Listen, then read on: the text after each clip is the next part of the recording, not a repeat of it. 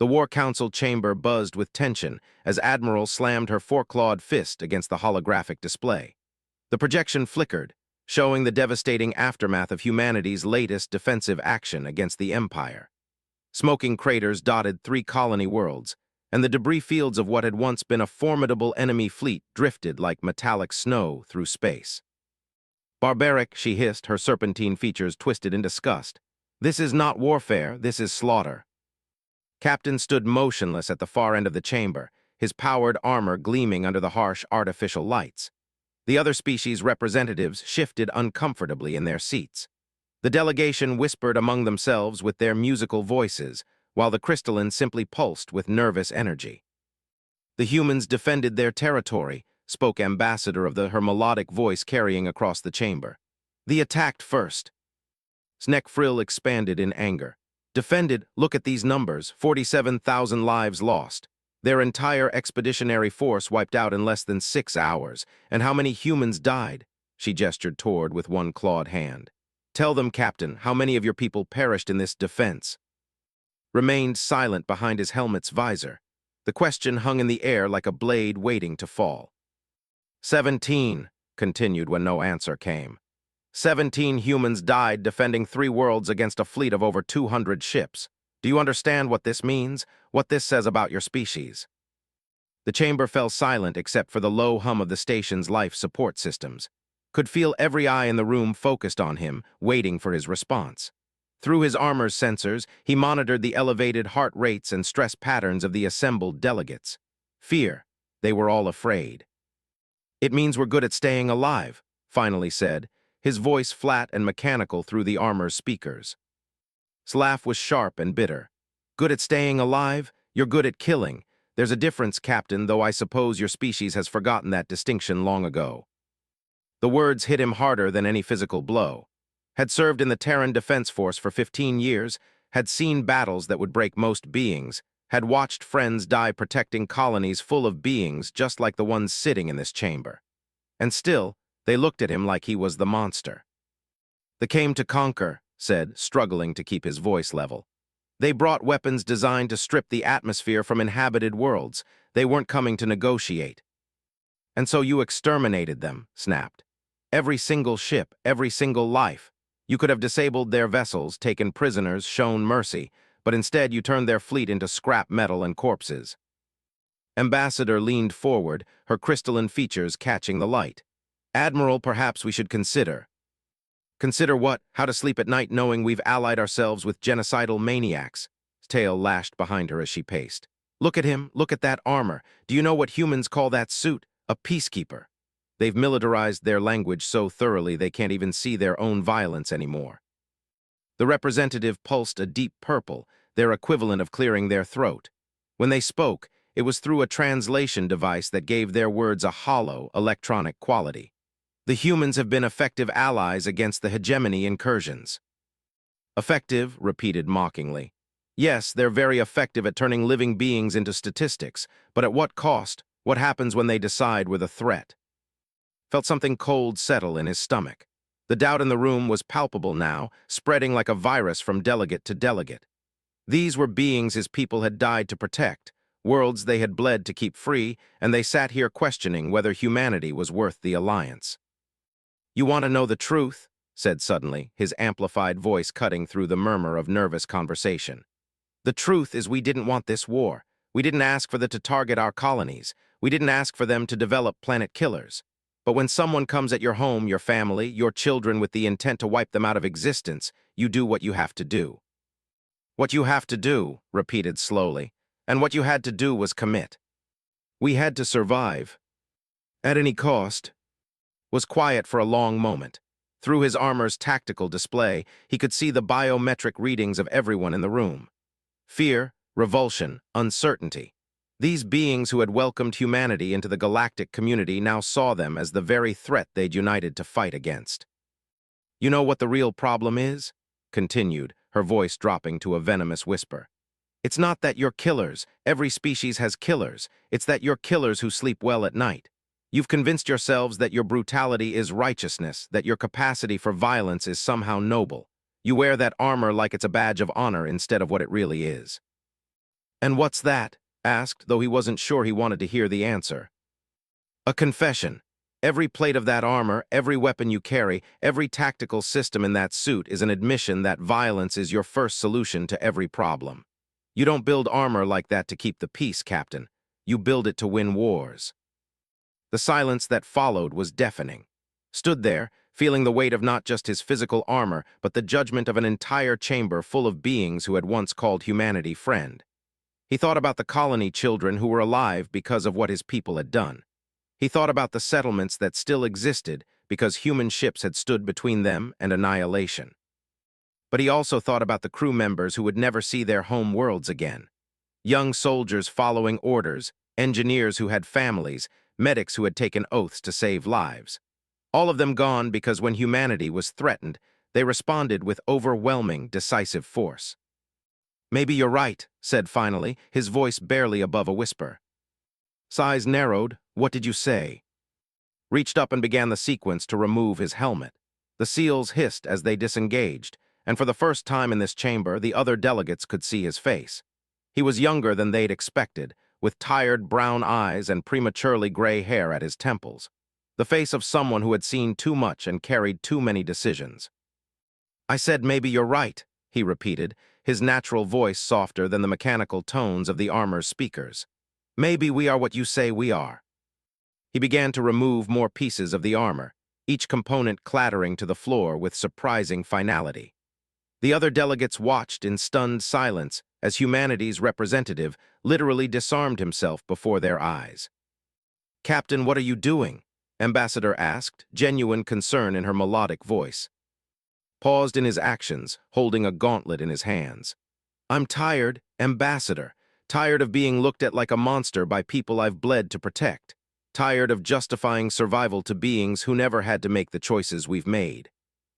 The last pieces of armor hit the floor with hollow, metallic sounds that echoed through the chamber. Stood before them in simple gray fatigues, looking smaller somehow, more human. The transformation was startling, from an imposing figure of military might to just a man carrying the weight of impossible decisions. "There," he said, looking directly at. "No more armor, no more weapons. Just a human being standing in front of people who used to be friends, asking if that makes any difference at all." Stared at him, her anger seeming to falter for the first time. The raw vulnerability in the gesture had caught her off guard. This wasn't what she'd expected. "It doesn't change what your species has done," she said, but her voice lacked its earlier venom. "No," agreed. "It doesn't, but maybe it changes what we do next." Without another word, he turned and walked toward the chamber's exit, leaving his armor scattered across the floor like the shed skin of some mechanical beast. The delegates sat in stunned silence, unsure of what they had just witnessed. As the door closed behind him, Ambassador was the first to speak. "What have we done?" 3 days passed before anyone saw Captain again. He had disappeared from the diplomatic station without checking out, without filing a report, without even collecting his scattered armor from the council chamber floor. The pieces still lay where he had dropped them, untouched, like a monument to something none of the delegates could quite name. Admiral found herself returning to the chamber repeatedly, staring at the discarded equipment. Each piece was a masterwork of military engineering, adaptive polymers that could deflect energy weapons, microservos that enhanced human strength to superhuman levels, sensor arrays that could track threats across multiple spectrums simultaneously. It was the armor of a soldier who had never expected to lose. "The humans have withdrawn from 3 sectors," Ambassador reported during an emergency session. Her usually melodic voice carried notes of concern that translated across species barriers. "They're pulling back to core system defenses only." The representative pulsed a troubled orange. "Hegemony forces have begun probing the abandoned territories. Without human presence, those regions are vulnerable." Listened to the reports with growing unease. Since the War Council 3 days ago, the galactic situation had deteriorated rapidly. The Terran Defense Force wasn't just scaling back operations. They were abandoning entire regions of space they had previously defended. Colonies that had relied on human protection were being evacuated. Supply lines that human ships had kept secure were now open to piracy and hegemony raids. "Have we attempted to contact Captain?" asked Director Eth of the collective, their crystalline form shifting nervously. He's disappeared, replied. The humans claim they don't know where he is. They've assigned a new liaison, but she's different. As if summoned by their conversation, the chamber doors opened to admit Commander Sarah. Unlike Captain, she wore no armor at all, just a simple dark uniform with minimal insignia. She walked with the measured pace of someone carrying terrible news. Commander, acknowledged with a slight nod.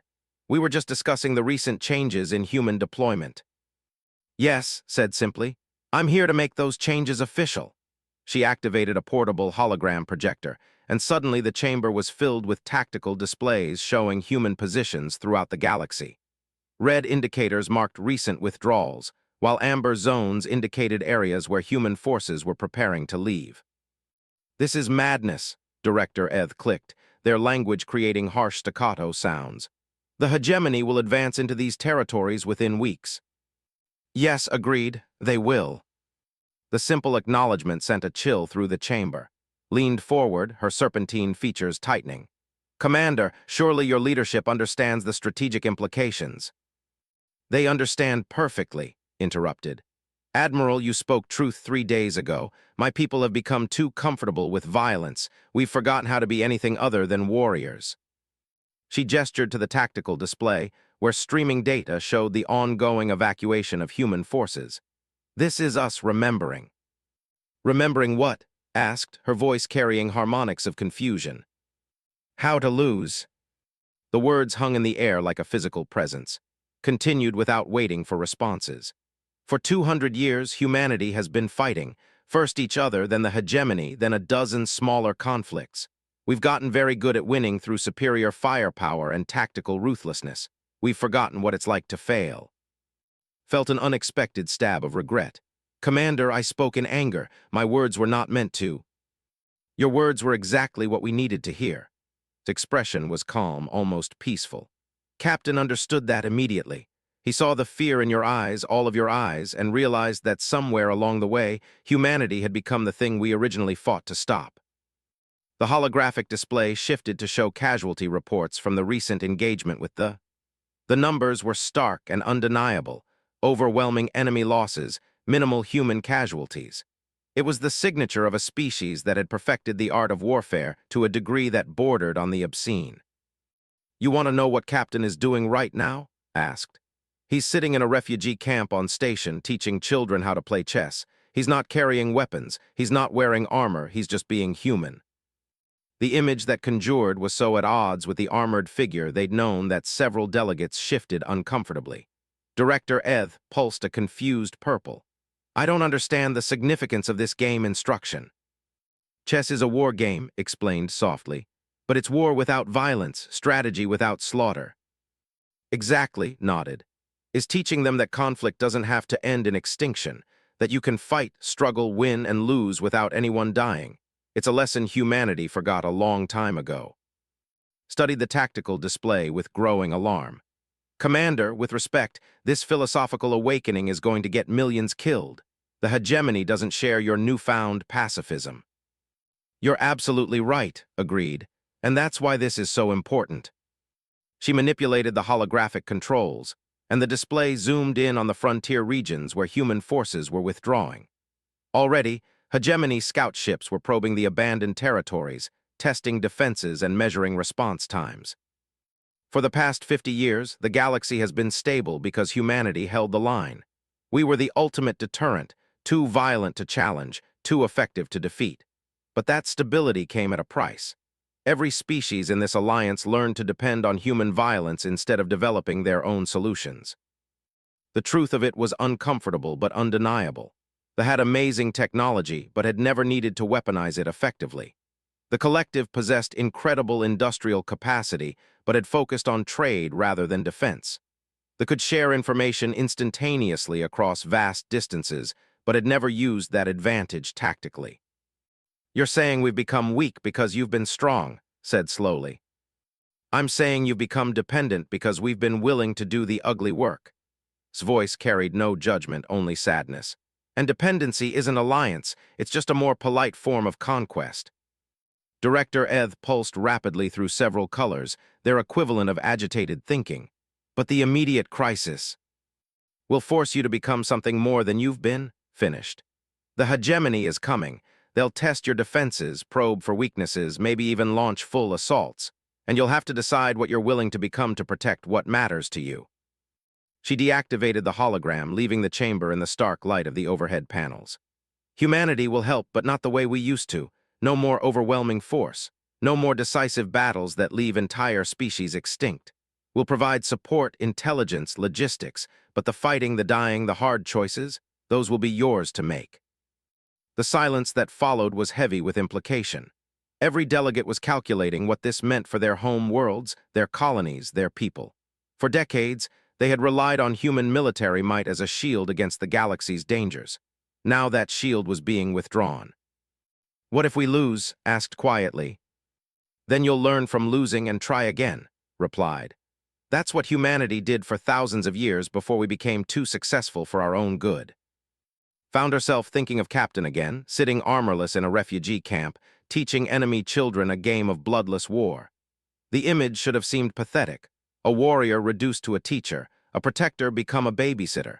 Instead, it struck her as possibly the most courageous thing she'd ever heard of.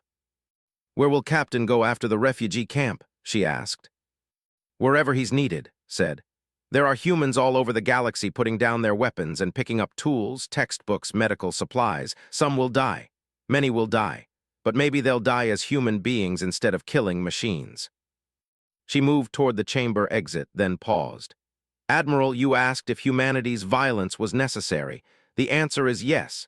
It was necessary to get us this far. But it's not necessary to get us further. Sometimes the strongest thing you can do is admit you've been wrong and try a different way." After she left, the delegates sat in contemplative silence. Outside the chamber's viewports, the stars wheeled in their eternal dance, indifferent to the struggles of the small creatures who had learned to travel between them. But among those creatures, something fundamental was shifting. Humanity was stepping back from the role of galactic protector, forcing their allies to confront uncomfortable truths about dependence, strength, and the price of peace.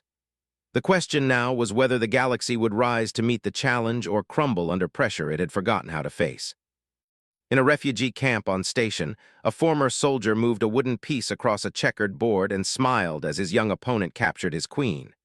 It was a small victory in a universe full of larger conflicts, but perhaps that was where real change had always begun. One move at a time, one choice at a time, one human being at a time. 6 months after Captain walked away from his armor, the galaxy was burning. The hegemony had launched their most ambitious offensive in decades, striking simultaneously across 17 sectors that humanity had previously defended. Without the overwhelming firepower of the Terran Defense Force, the allied species found themselves fighting wars they had forgotten how to wage. Admiral stood on the bridge of her flagship, the Serpent's Wake, watching her fleet engage hegemony dreadnoughts above the. Her ships were taking heavy casualties, her crew dying in numbers that would have been unthinkable when human vessels led the charge. But they were fighting. More importantly, they were learning. "Admiral, the support fleet has broken through the enemy's left flank," reported her tactical officer, Lieutenant Senna. The young woman's voice carried excitement despite the chaos of battle. "They're using some kind of new weapon configuration." Allowed herself a small smile. They had always been brilliant engineers, but they'd never needed to turn their creativity toward instruments of war. Now, faced with extinction, they were discovering just how inventive they could be when survival was on the line. And the communication network. Operating at full efficiency, they're coordinating fleet movements across 3-star systems simultaneously. The hegemony can't predict our positioning anymore. Another innovation born of necessity. They had always been able to share information instantaneously across vast distances, but they'd never thought to use that ability for military coordination. Now their quantum consciousness network was proving more valuable than any human tactical computer. A proximity alarm sounded as hegemony fighters broke through the screening formation. Watched her gunners track the incoming threats with weapons that her people had designed themselves, not as elegant or devastating as human technology, but effective enough. Her ship shuddered under enemy fire, but the shields held. "Serpentine Squadron, break formation and engage," she ordered. Her people might not have the overwhelming technical superiority that humanity had provided, but they were fast, clever, and increasingly desperate. Sometimes that was enough. The battle raged for 6 hours before the hegemony forces finally, leaving behind the wreckage of dozens of ships from both sides. It was a victory, but not the kind of decisive triumph that humanity used to deliver. Instead, it was the hard-won success of beings who had learned to fight their own battles. "Casualty reports coming in," Lieutenant Senner announced. "We lost 11 ships, the lost 7. The defensive platforms took heavy damage, but they held." 11 ships, hundreds of lives. In the old days, human intervention would have ended this battle in minutes with perhaps a handful of casualties, but found herself oddly proud of the losses. Each ship that died had been crewed by beings who chose to fight rather than hide behind human protection. "Admiral," her communications officer called out, "priority transmission from Galactic Command." The holographic display activated to show the familiar form of Director Eth, their crystalline structure pulsing with urgent colors. "Admiral, congratulations on your victory. However, we have a more pressing concern." The display shifted to show tactical information from the Outer Rim territories. His heart sank as she absorbed the data. A massive hegemony fleet, larger than anything they'd seen in decades, was assembling near the galactic edge. "Intelligence estimates over 800 ships," Eth continued. "They're not just raiding anymore, Admiral. This is a full conquest fleet." "Estimated target?" asked, though she suspected she already knew. "The Sol system, Earth itself." The words hit the bridge like a physical force. For all of humanity's withdrawal from galactic affairs, Earth remained the symbolic heart of the Alliance. More than that, it was home to almost 15 billion human civilians who had lived in peace for generations. "What's the human response?" demanded. "That's complicated," Eth admitted. "The Terran government has declined to mobilize their full military. They're treating this as they would any other attack on Alliance territory. They've offered logistical support and defensive assistance, but they won't launch a preemptive strike." Stared at the tactical display in disbelief. "They're going to let the hegemony reach Earth." "It appears so. Commander transmitted a message an hour ago. She said, and I quote, 'If the Alliance is to survive, it must learn to protect all of its members, not just some of them.'" The implication was staggering. Humanity was so committed to their new philosophy that they were willing to let their own become a rather than return to their old ways of decisive violence. "They've lost their minds," Lieutenant Senna muttered, but was beginning to understand something else. This wasn't insanity, it was the ultimate test. Humanity wasn't just stepping back from galactic protection, they were forcing the galaxy to choose. Would the allied species fight for Earth as humanity had fought for all of them? Or would they abandon their former protectors when the cost became too high? "Navigation, set course for the Sol system," ordered. "Admiral," her tactical officer questioned. "If humanity taught us anything over the years, it's that you don't abandon your allies when they need you most." She turned to address the bridge crew. "Send a fleet-wide transmission. All ships prepare for extended deployment. We're going to defend Earth." The response from her crew was immediate and unanimous. No one questioned the order. No one suggested that this wasn't their fight. In 6 months of learning to stand on their own, they had developed something that had been missing during the years of human protection, a sense of shared responsibility. Over the next 72 hours, something unprecedented happened. Ships from every allied species converged on the Sol system, not because they were ordered to, not because human admirals demanded it, but because they chose to.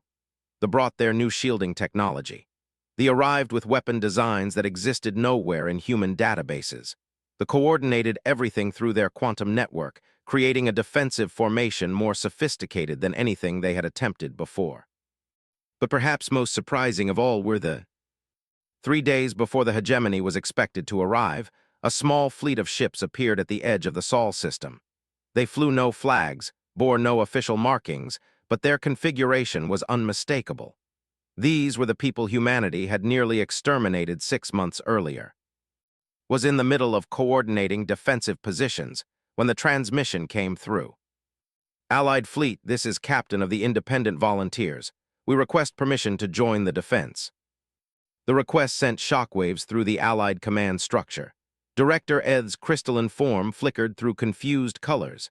Ambassador's harmonics carried notes of disbelief. Captain responded carefully, Your presence is unexpected. May I ask why you're here? Because someone once told us that conflict doesn't have to end in extinction, the captain replied. That you can fight, struggle, win, and lose without anyone dying. We learned this from a human teacher in a refugee camp. The meaning was clear. His work with the children had grown into something larger.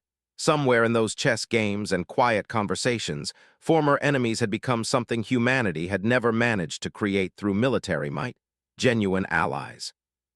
Permission granted, Captain said. Welcome to the Alliance. When the hegemony fleet finally arrived, they found something they hadn't expected.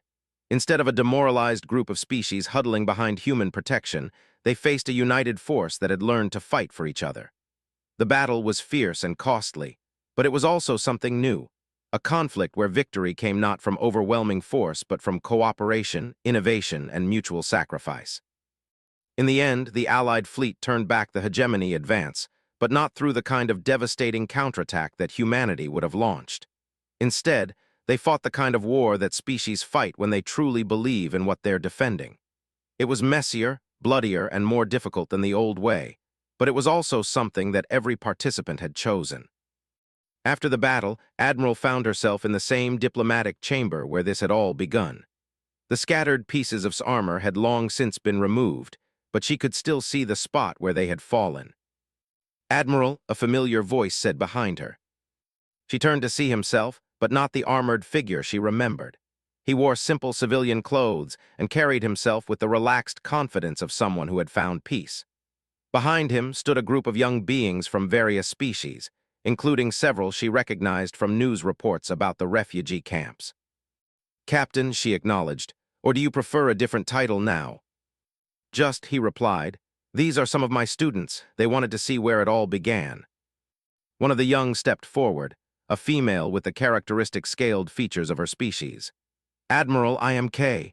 6 months ago, your words changed the course of galactic history. Looked at the young beings with surprise. I spoke in anger. I said things I later regretted. You spoke truth, corrected gently. Truth that we needed to hear even if it hurt, especially because it hurt. And now, asked, was it worth it, the casualties, the suffering, the near loss of Earth itself?